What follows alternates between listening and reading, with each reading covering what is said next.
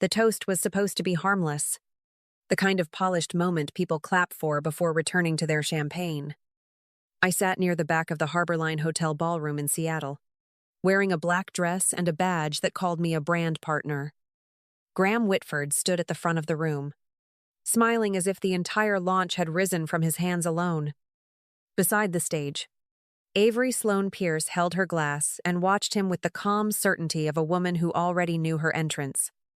The room was filled with retail buyers, lifestyle editors, and people who could make a product look inevitable by Monday morning. Graham's beverage brand had just landed its cleanest public victory yet, and every phrase on those banners had passed through Marlowe's studio before touching his pitch deck. I had built the promise, the language, the mood, and the soft little lie that his company could sell in every bottle. For 3 years, he had called my work private, until private started to sound like erased. Then the host raised his glass and told Graham to thank the woman who had kept him standing through the hardest years. My fingers tightened around the napkin because, for one foolish second, I thought he might finally look for me.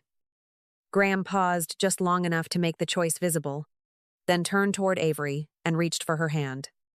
"This woman built the dream beside me when nobody else believed it," he said, and the room melted before I could breathe.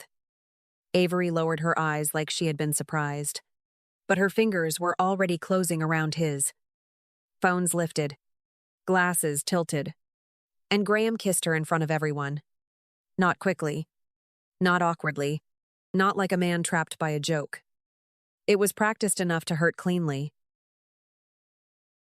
I opened my tablet under the table, logged into the Marlowe Studio contract portal, and suspended the launch usage rights tied to Graham's brand. Before the applause finished, every partner received the same notice. Marlowe Studio has suspended all launch usage rights pending review due to public misrepresentation tied to principal identity. Graham and I had been married for 3 years. Legally, quietly, and nowhere the world could touch. We signed the papers on a rainy Tuesday in a county office outside Seattle, his hand around mine, his voice low enough to sound sincere. "Just until the brand is stable," he promised. And I believed him because I loved the man he was, before applause changed him. He said public marriage would distract buyers, confuse the founder story, and pull me into attention I never wanted. So I let him keep me in the back room of his life. That back room was where the real launch had been built. Marlowe Studio created the positioning, retail language, campaign deck, and clean sentence his team kept repeating. I owned the usage rights because every serious partner understands one thing.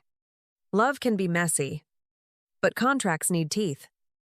Graham signed the licensing agreement without reading clauses, smiling over coffee as he said, "I trust you with the details."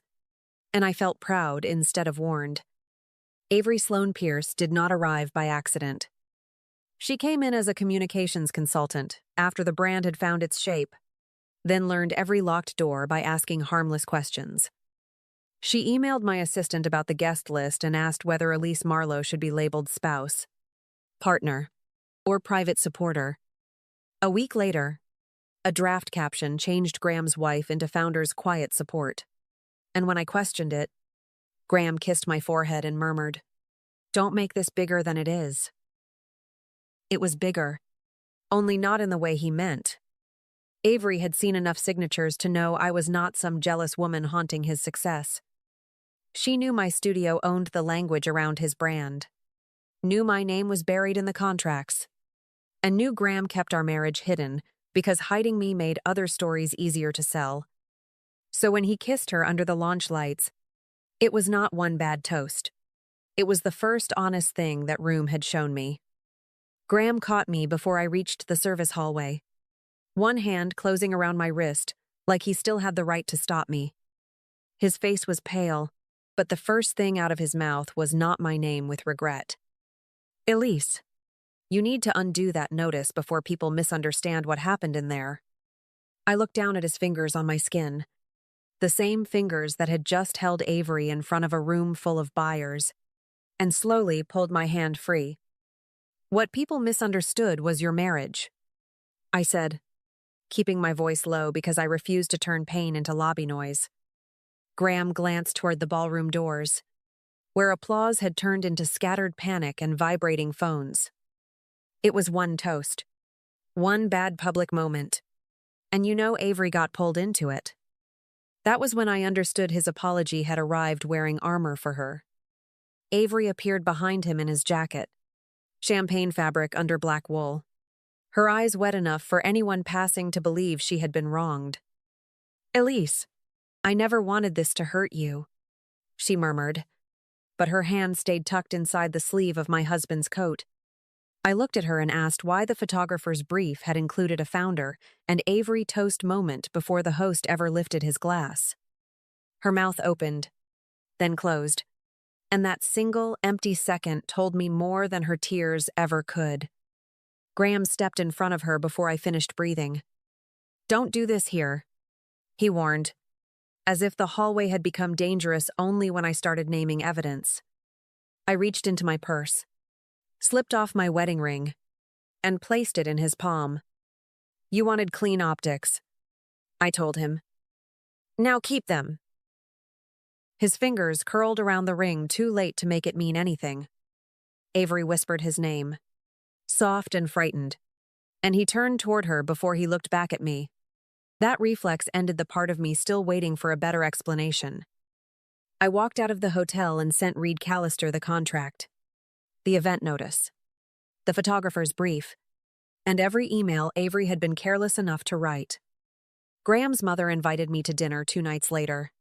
Though invited, was too generous for a message that read, "Come to the house and stop embarrassing this family." I went because I still had personal papers in Maren Whitford's safe, including the original certificates tied to several Marlowe studio assets Graham had once asked me to keep there. The Whitford house sat above Lake Washington with every window glowing like nothing ugly had ever happened inside. When the housekeeper opened the door, I heard Maren's voice from the dining room, smooth and sharp, telling someone she always did know how to arrive late to her own mess. Avery was seated beside Maren when I walked in, wearing a cream sweater, soft makeup, and a slim gold bracelet I recognized before she even lifted her wrist. I had bought that bracelet for Maren after her first charity luncheon with Graham's buyers, and she had called it too modern for her taste. Now it rested on Avery like a little medal for staying close enough to take what fell from the table. Graham stood when he saw me, but Maren touched Avery's arm and kept her seated. "Elise, if you came to apologize, start with Graham," she said, as if the woman beside her had not kissed my husband in front of half his industry. I placed my phone on the table with the receipt open and turned the screen toward Avery. That bracelet was purchased by me for Maren, not by Graham, and certainly not for you. Avery's face tightened, but her voice stayed soft as she murmured, "I didn't know." I looked at her wrist, then at Maren's satisfied hand resting near it, and the lie did not need volume to be obvious. Maren snapped that gifts belonged to the receiver, and I nodded because she had finally said something true. "I'm not here for the bracelet," I told her. "I'm here for my documents. And after tonight, every conversation goes through Reed Callister." Graham stepped closer, lowering his voice as if tenderness could still manage me, but I moved around him toward the safe. Behind me, Maren called me cold, and Avery let out one careful breath like a woman losing her seat before dessert. Avery did not apologize the next morning. She posted a soft little statement before sunrise, the kind that never used names but left every fingerprint visible. "Some people build with heart, and some people damage what others worked for with paperwork," she wrote, beside a photo of her desk covered in launch notes. By breakfast, lifestyle accounts were repeating the line, and by noon, strangers were calling me a hidden wife who used a contract because she could not handle being unseen. I read every comment without answering, because rage would have made her story useful. Reed Callister sent preservation notices to Graham, Avery, the PR team, and every media contact who had received the launch materials. Then Dana Bellamy called from the operations office. Her voice clipped and careful. "You should see what Avery asked me to change," she said, and the email she forwarded was simple enough to be dangerous. Could the Marlowe Studio licensing relationship be described internally as private marital support until the review passes? That sentence did what Avery's tears could not hide. She was not defending a brand. She was trying to turn a signed commercial agreement into a wife's emotional overreaction. I authorized Reed to release one statement, stripped of feeling and clean enough to survive anyone's lawyer. Marlowe Studio confirmed the suspension was based on misrepresentation and reputational harm, then attached the redacted licensing clause, Avery's toast brief, and the redacted marriage record proving Graham had not been single when he let her stand beside him. The room turned online before dinner. Comments that had mocked me started asking why Avery had called herself the woman behind the founder when the contract said my studio had built the campaign.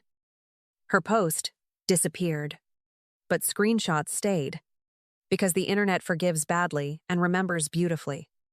Graham called after 9, his voice tight with the panic he used to call concern. "Take it down, Elise," he demanded, and I looked at the city outside my window as I answered. "You made our marriage invisible when it protected you, and public only when it embarrassed you." That difference was no longer mine to explain for him ever again alone. Graham came to my new apartment building with white tulips, standing under the lobby lights like a man trying to look humbled. I almost laughed because tulips were Marin's favorite, not mine. And even his apology had arrived carrying someone else's taste. He looked thinner than at the launch, his collar open, eyes red, phone clenched in one hand. "Elise, I suspended Avery's contract," he began, as if payroll could remove her from my marriage. I looked at the flowers instead of his face. "I don't like white tulips." His mouth tightened, searching for the memory he should have reached before buying them. "Rosemary," he said, and that almost hurt more than forgetting. I had kept a rosemary pot on our first balcony because he said the smell calmed him, and Marin later replaced it with orchids. "I can fix this," Graham said, careful not to step close enough for me to move away. "I'll release a statement. I'll tell everyone we're married. Avery will never speak for the brand again." The words sounded polished and late. I asked, "If I had not suspended the launch rights, would you still be here offering to make me visible?" His silence answered before his face could arrange itself. Then his phone lit up, and Avery's name appeared with a message preview sharp enough for us to read. "Don't let Elise own the story." Graham's jaw clenched, and for the first time, anger landed on the right person. He started to call her, but I lifted one hand between us.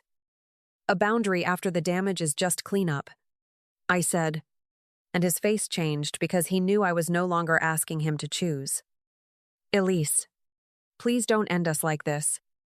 His voice dropped on the last word, but the lobby no longer felt like a place where my heart could be negotiated. I looked at the tulips, then at the phone glowing with Avery's name. "You ended us when you made telling the truth feel like damage control." I stepped into the elevator, leaving him with flowers bought for the wrong woman again.